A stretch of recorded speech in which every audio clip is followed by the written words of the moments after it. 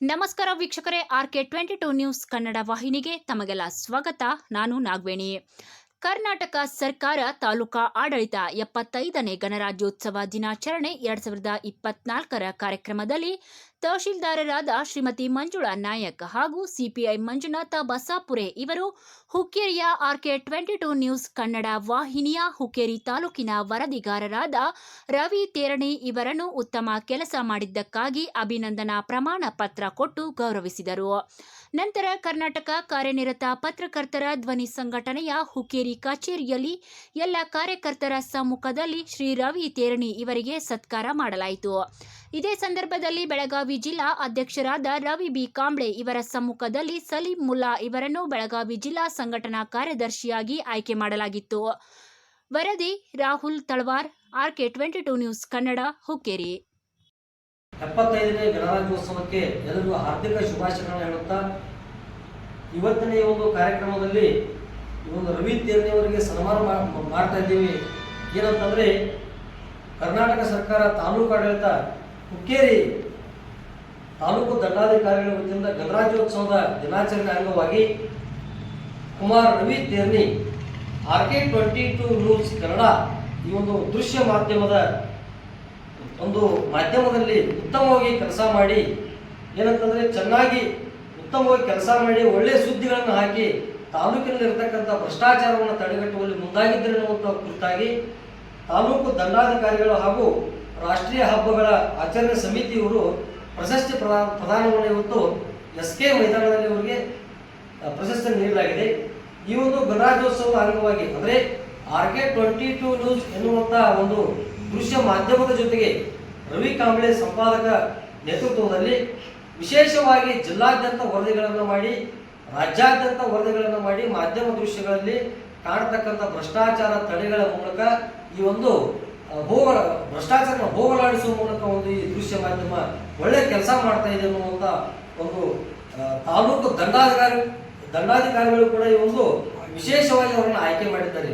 ಅಂದರೆ ವಿಶೇಷವಾಗಿ ಸಂಪಾದಕರನ್ನ ಆಯ್ಕೆ ಮಾಡುವ ಜೊತೆಗೆ ವರದಿಗಾರನ ಕೂಡ ನೇಮಕ ಮಾಡಿ ವರದಿಗಾರನವರು ಆಯ್ಕೆ ಮಾಡಿ ಒಂದು ಅಭಿನಂದನಾ ಪತ್ರವನ್ನು ಸಲ್ಲಿಸಿದ್ದಾರೆ. RK22 ನ್ಯೂಸ್ಗೆ ಹಾಗೂ ರವಿ ತೇರಣಿ ಅವರಿಗೂ ಕೂಡ ಧನ್ಯವಾದಗಳು ಹೇಳುತ್ತಾ ಅವರಿಗೆ ಇನ್ನೊಂದು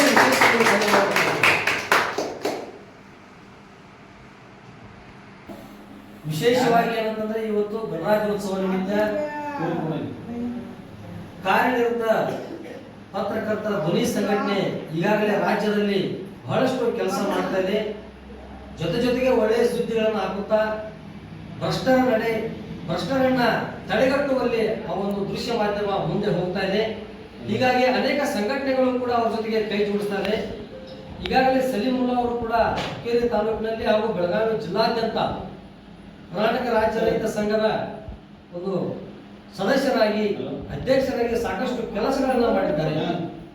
ಅವರನ್ನ ಇವತ್ತು ಕಾರ್ಯನಿರತ ಪತ್ರಕರ್ತರ ಧ್ವನಿ ಸಂಘದ ಹುಕ್ಕೇರಿ ತಾಲೂಕಿನ ಬೆಳಗಾವಿ ಜಿಲ್ಲಾ ಸಂಘಟನಾ ಕಾರ್ಯದರ್ಶಿಯನ್ನಾಗಿ ಇವತ್ತು ಆಯ್ಕೆ ಮಾಡುವುದರ ಜೊತೆಗೆ ವಿಶೇಷವಾಗಿ ಏನಂತಂದ್ರೆ, ಎಲ್ಲಾ ಸಂಘಟನೆಯ ಒಳ್ಳೊಳ್ಳೆ ಪದಾಧಿಕಾರಿಗಳು ಈ ಒಂದು ಸಂಘಟನೆಗೆ ಒಂದು ಬಲ ಇದ್ದಂತೆ, ಅವರು ಬಲ ಕೊಟ್ಟರೆ ಸಂಘಟನೆ ಬೆಳೆಯೋದ್ರಲ್ಲಿ ಯಾವುದೇ ಸಂಶಯವಿಲ್ಲ ಅನ್ನುವಂತೆ ಉದಾಹರಣೆ ಸಲೀಂ ಮುಲ್ಲಾ ಅವರು ಈಗಾಗಲೇ ನಮ್ಮ ಕಚೇರಿಗೆ ಬಂದಿದ್ದಾರೆ.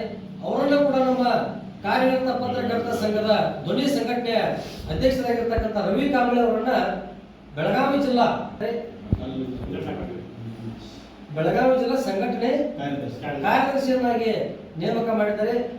ಅವರಿಗೂ ಕೂಡ ಹೃತ್ಪೂರ್ವಕ ಧನ್ಯವಾದಗಳು ಹೇಳುತ್ತಾ, ಇನ್ನು ಮುಂದೆ RK22 ನ್ಯೂಸ್ ಈಗಾಗಲೇ ರಾಜ್ಯದಲ್ಲಿ ಸಾಕಷ್ಟು ಸುದ್ದಿಗಳನ್ನು ಹಾಕುತ್ತಾ ವಿಶೇಷವಾಗಿ ವರದಿಗಳನ್ನು ಮಾಡಿ ಹುಕ್ಕೇರಿ ತಾಲೂಕಿನಾದ್ಯಂತ, ಬೆಳಗಾವಿ ಜಿಲ್ಲೆಯಾದ್ಯಂತ ಸಾಕಷ್ಟು ಪದಾಧಿಕಾರಿಗಳು ಪ್ರತಿಯೊಂದು ತಾಲೂಕಿನಲ್ಲಿ ಪತ್ರಿಕೆ ಜೊತೆಗೆ ಎಲ್ಲ ರಿಪೋರ್ಟರ್ಗಳನ್ನು ಹೊಂದಿ, ಅಂದ್ರೆ ಯಾವುದೇ ನಗರಗಳಲ್ಲಿ ಈ ಒಂದು ವರದಿಗಾರ ಇಲ್ಲ ಎನ್ನುವಂತೆ ಬಿಂಬಿಸುವುದು ಕೂಡ ನಾವೀಗ ಅದನ್ನ ನೋಡಬೇಕಾಗಿದೆ. ಏನಂತಂದ್ರೆ, ಪ್ರತಿಯೊಂದು ಯಾವುದೇ ಭಾಗಗಳಲ್ಲಿ ಸುದ್ದಿಗಳು ಬರಲಿ, ಮೊದಲಿಗೆ ಬರುವುದು ಸುದ್ದಿ ಯಾವುದಂತಂದ್ರೆ RK22 ನ್ಯೂಸ್. ಹೀಗಾಗಿ ಅನೇಕ ಸುದ್ದಿಗಳನ್ನು ದುರ್ಧರಿಸುವಲ್ಲಿ, ಅದರ ಜೊತೆಗೆ ಇವತ್ತು ನಮ್ಮ ತೇರಣಿ ಅವರಿಗೂ ಕೂಡ ತಾಲೂಕಾಡಳಿತ ಪ್ರಶಸ್ತಿ ಅಭಿನಂದನಾ ಪತ್ರವನ್ನು ಸಲ್ಲಿಸಿತು. ಅದರ ಜೊತೆಗೆ ಮತ್ತೊಂದು ವಿಶೇಷವಾಗಿ ಏನಂತಂದ್ರೆ, ಈ ಸಲೀಂ ಮುಲ್ಲಾ ಅವರಿಗೂ ಕೂಡ ಕಾರ್ಯದರ್ಶಿಯನ್ನಾಗಿ ನೇಮಕ ಮಾಡಿದ್ದಾರೆ. ಹೀಗಾಗಿ ಇನ್ನೂ ಸಂಘಟನೆ ಸಾಕಷ್ಟು ಬಲಾಢ್ಯವಾಗಿ ಬೆಳೀಲಿ, ಭ್ರಷ್ಟಾಚಾರ ತಡೆಗೆ ಮುಂದಾಗಲಿ ಅನ್ನುವಂಥ ಒಂದು ಹೇಳಿಕೆಯನ್ನು ನಾವು ಹೇಳ್ತಿದ್ದೇವೆ. ಎಲ್ಲರಿಗೂ ಧನ್ಯವಾದಗಳು.